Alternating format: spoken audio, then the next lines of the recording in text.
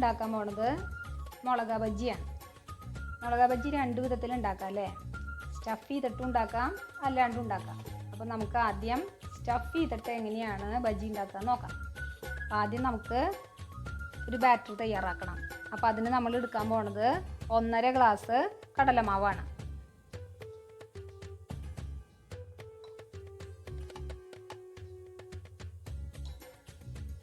ഇത്രയും കടലമാവ് കുറേശ്ശെ വെള്ളം ഒഴിച്ചിട്ട്, ഒന്നിച്ച് വെള്ളം കൊണ്ടൊഴിക്കരുത്, കുറച്ച് വെള്ളം ഒഴിച്ചിട്ട് നമുക്കതിനെ കലക്കിയെടുക്കാം.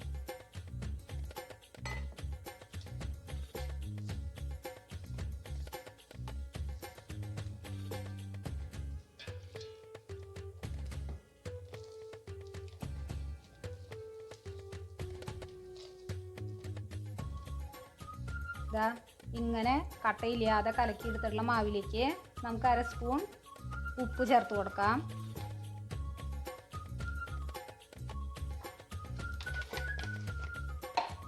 കാൽ ടീസ്പൂൺ മഞ്ഞൾപ്പൊടി,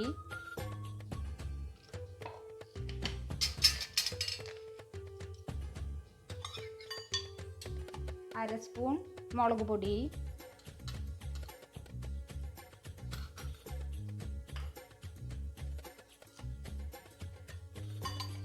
ഒരു 1/4 ടീസ്പൂൺ അയമോദകം. എല്ലാ സൂപ്പർ മാർക്കറ്റിലും വാങ്ങിക്കാൻ കിട്ടും കേട്ടോ. അത് നല്ലോണം കൈ വെച്ച് പൊടിക്കുക. നല്ല സ്മെല്ലാണ്. നല്ലോണം പൊടിച്ചിട്ട് ബാറ്ററിലേക്ക് ചേർത്ത് കൊടുക്കുക. എന്നിട്ട് അതിനെ നന്നായി ഇളക്കി വെച്ചിരിക്കുക. കണ്ടോ, ഈ പരുവത്തിലാണ് മാവ് ഇരിക്കേണ്ടത്. ഇങ്ങനെ കലക്കിയെടുത്ത ഈ ബാറ്റർ നമുക്കൊരു 15 മിനിറ്റ് റെസ്റ്റ് ചെയ്യാൻ വയ്ക്കാം. ഇനി നമുക്ക് സ്റ്റഫിങ് തയ്യാറാക്കാം. അതിനായിട്ട് വേണ്ടത് 2 ഉരുളക്കിഴങ്ങാണ്. അത് പുഴുങ്ങി വെച്ചിട്ടുണ്ട്. അതിൻ്റെ തൊലി കളഞ്ഞ് നമുക്ക് ഉടച്ചെടുക്കണം. പിന്നെ വേണ്ടത് 1/2 സ്പൂൺ ജീരകം, 1/2 സ്പൂൺ ഉപ്പ്, 1/2 സ്പൂൺ മുളക് പൊടി, 1/2 സ്പൂൺ ഇഞ്ചിയും വെളുത്തുള്ളിയും ചതച്ച് വെച്ചത്, 1/4 സ്പൂൺ ഗരം മസാല, 1 സ്പൂൺ മല്ലിപ്പൊടി, 1/4 സ്പൂൺ മഞ്ഞൾപ്പൊടി, 1 നുള്ള് കസൂരി മേത്തി, കുറച്ച് മല്ലിയില. ഇത്രയും സാധനങ്ങളാണ് സ്റ്റഫിങ്ങിന് വേണ്ടത്. ഇനി നമുക്കൊന്ന് ഉരുളക്കിഴങ്ങിനെ ശരിയാക്കി എടുക്കാം. അപ്പോൾ സ്റ്റഫിങ് തയ്യാറാക്കാനായിട്ട് ചീനച്ചട്ടി ചൂടായി. അതിലേക്ക് ഒരു 2 ടീസ്പൂൺ വെളിച്ചെണ്ണ ഒഴിച്ചു. വെളിച്ചെണ്ണ നന്നായി ചൂടായിട്ടുണ്ട്. അതിലേക്ക് നമ്മൾ ജീരകം 1/2 സ്പൂൺ ജീരകം ഇട്ട് കൊടുക്കുകയാണ്. അത് കഴിഞ്ഞാൽ 1 സ്പൂൺ മല്ലിപ്പൊടി, 1/4 സ്പൂൺ മഞ്ഞൾപ്പൊടി, 1 നുള്ള് കസൂരി മേത്തി ഇട്ട് കൊടുക്കുക. അത് കഴിഞ്ഞാൽ ഇഞ്ചി വെളുത്തുള്ളി പേസ്റ്റ് ഇടുക. ഇപ്പോഴൊക്കെ തീയ് താത്തിയാണ് കിടക്കണം കേട്ടോ. ഉള്ളിൽ ഒരിക്കലും ഇടരുത്. അതൊന്ന് ചൂടായി കഴിഞ്ഞാൽ നമുക്ക് പൊടിച്ച് വെച്ചേക്കണ ഉരുളക്കിഴങ്ങ് അതിലേക്ക് ചേർത്ത് കൊടുക്കാം.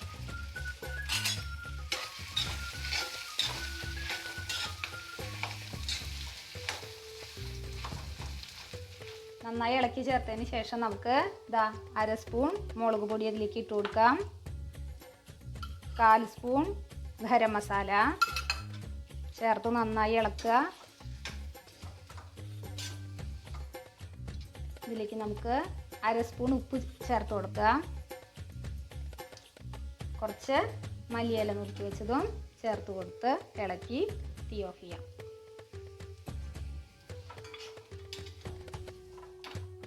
അപ്പോൾ നമുക്ക് ഈ മുളകൊന്ന് കീറി അതിൻ്റെ ഉള്ളിലേക്ക് ഈ ഫില്ലിങ് നിറയ്ക്കണം.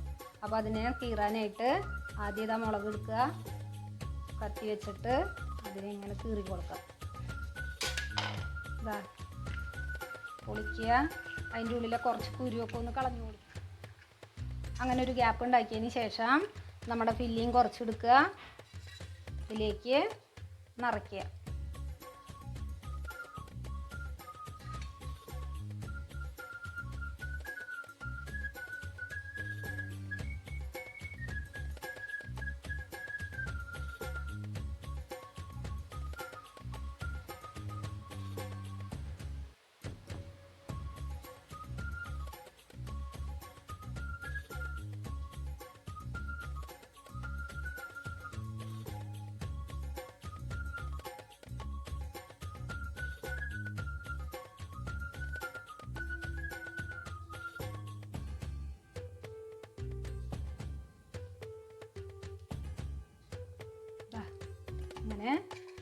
എല്ലാ മുളകും ഫില്ല് ചെയ്ത് വെക്കും.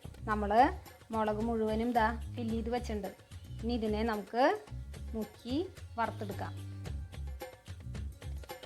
അപ്പം നമുക്ക് വറക്കാൻ തുടങ്ങണേക്കാൾ മുമ്പ് ഒരു നുള്ള് സോഡാപ്പൊടി ചേർത്ത് ഒന്നും കൂടി ഒന്ന് ഇളക്കി കൊടുക്കാം. നന്നായിട്ട് മിക്സ് ചെയ്യാം.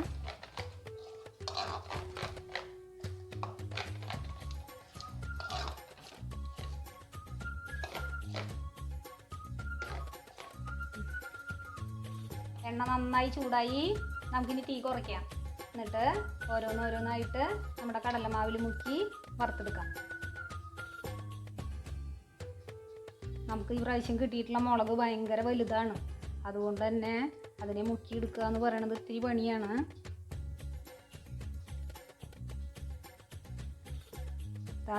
ഇങ്ങനെ മുക്കി ഓണമാവൊക്കെ പൊക്കോട്ടെ. എന്നിട്ട് അതിനെ നമുക്ക് എണ്ണയിലേക്ക് ഇടാം.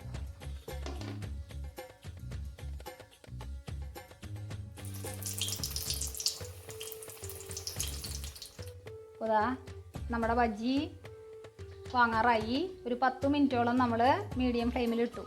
ഇനി നമുക്കിതിനെ വാങ്ങിയെടുക്കാം.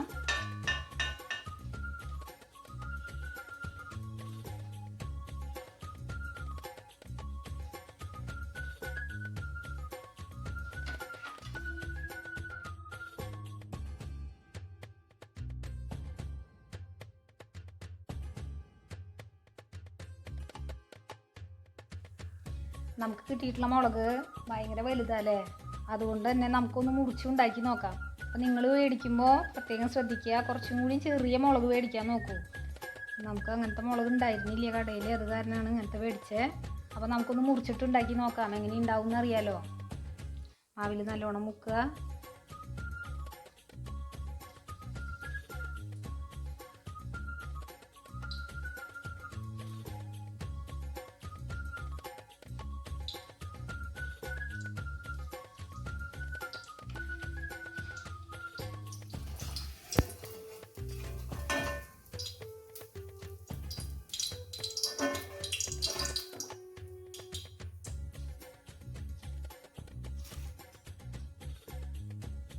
അപ്പോൾ നമ്മൾ സ്റ്റഫ്ഡ് ബജ്ജി, മുളക് ബജ്ജി വറുത്ത് പോയി. പക്ഷേ കണ്ടോ, ഇതൊക്കെ വലിയ മുളകായതുകൊണ്ട് അത് ശരിക്ക് കോട്ടിങ് അതുമ്പോൾ നിന്നില്ല. കാരണം ഒരു വലിയ ചീനച്ചട്ടിയിൽ കുറേ വെളിച്ചെണ്ണ ഒഴിച്ചാലാണ് അത് മുഴുവൻ മുങ്ങിക്കിടക്കുക.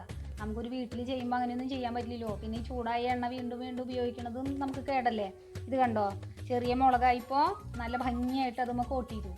അപ്പോൾ നിങ്ങൾ എപ്പോഴും മേടിക്കുമ്പോൾ വലിയ മുളക് മേടിക്കണ്ട, ചെറിയ മുളക് തന്നെ തിരഞ്ഞെടുക്കുക. അപ്പോൾ നമ്മൾ എന്ത് ചെയ്തു, ഇങ്ങനെ ഈ 4 എണ്ണത്തിന് ഇങ്ങനെ കേട് പറ്റിയെന്ന് കണ്ടപ്പോൾ നമ്മളതിനെ മുറിച്ച് ചെറുതാക്കി ഇട്ടു. കണ്ടോ, അപ്പോൾ എന്ത് രസമായിട്ടാണ് വന്നേ നോക്കൂ മുളക് ബജ്ജി. അപ്പോൾ ഈ ലോക്ക്ഡൗണൊക്കെ അല്ലേ, നമുക്ക് അങ്ങനെ ചെറിയ മുളക് കിട്ടാനായിട്ടൊരു അവസരം ഉണ്ടായില്ല. അതുകൊണ്ടാണ് നമ്മൾ വലിയ മുളക് വെച്ച് ചെയ്തത്. അപ്പോൾ എപ്പോൾ ഉണ്ടാക്കുക ആയാലും നിങ്ങൾ ചെറിയ മുളക് ഉപയോഗിക്കാൻ നോക്കുക. അല്ല വലുതാണ് കിട്ടിയെങ്കിൽ ഇങ്ങനെ ചെറുതാക്കി ചെയ്യാം. അതിനാണ് നമ്മളിത് രണ്ടും കാണിച്ചത്. നമ്മൾ സ്റ്റഫ് ചെയ്ത മുളക് ബജ്ജി ഉണ്ടാക്കിയല്ലോ. ഇനി നമുക്ക് സ്റ്റഫ് ചെയ്യാണ്ട് ഉണ്ടാക്കണ്ടേ. അതിനായിട്ട് നമുക്ക് മുളകിനെ ഒന്ന് 4 ആയിട്ട് മുറിക്കാം.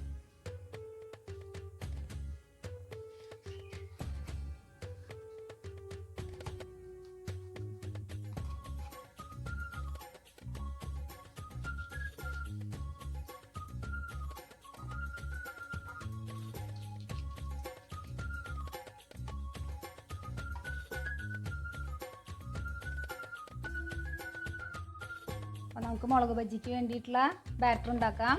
അതിനായിട്ട് നമ്മൾ 3/4 ഗ്ലാസ് കടലമാവ്, വെള്ളം കുറേശ്ശെ വെള്ളം ചേർത്ത് ഇതുപോലെ ഈ കൺസിസ്റ്റൻസിയിലാക്കി എടുത്തിട്ടുണ്ട്. ഇനി ഇതിലേക്ക് 1/2 സ്പൂൺ ഉപ്പ് ചേർത്ത് കൊടുക്കുക.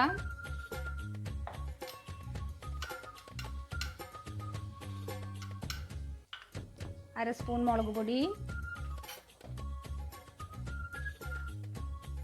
1/4 ടീസ്പൂൺ മഞ്ഞൾപ്പൊടി,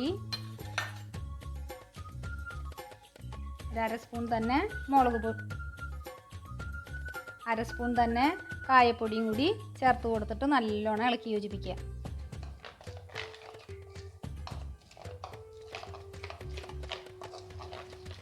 നമുക്ക് മുളക് ഈ ബാറ്ററിൽ മുക്കി അടുപ്പത്തേക്ക് ഇടാം.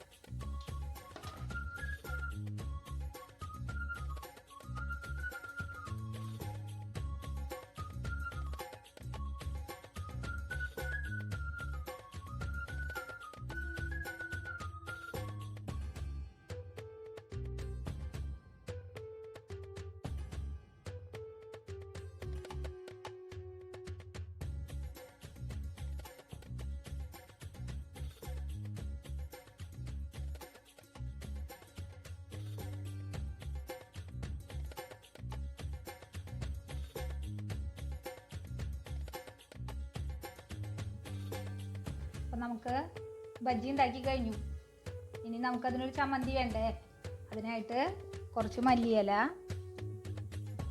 ഒരു കഷ്ണം ഇഞ്ചി, 5 പച്ചമുളക്, 2-3 അല്ലി വെളുത്തുള്ളി, ഇതാ ഇത്രയും പുളി, അത് വെള്ളത്തിലിട്ട് വെച്ചിരിക്കുകയാണ്.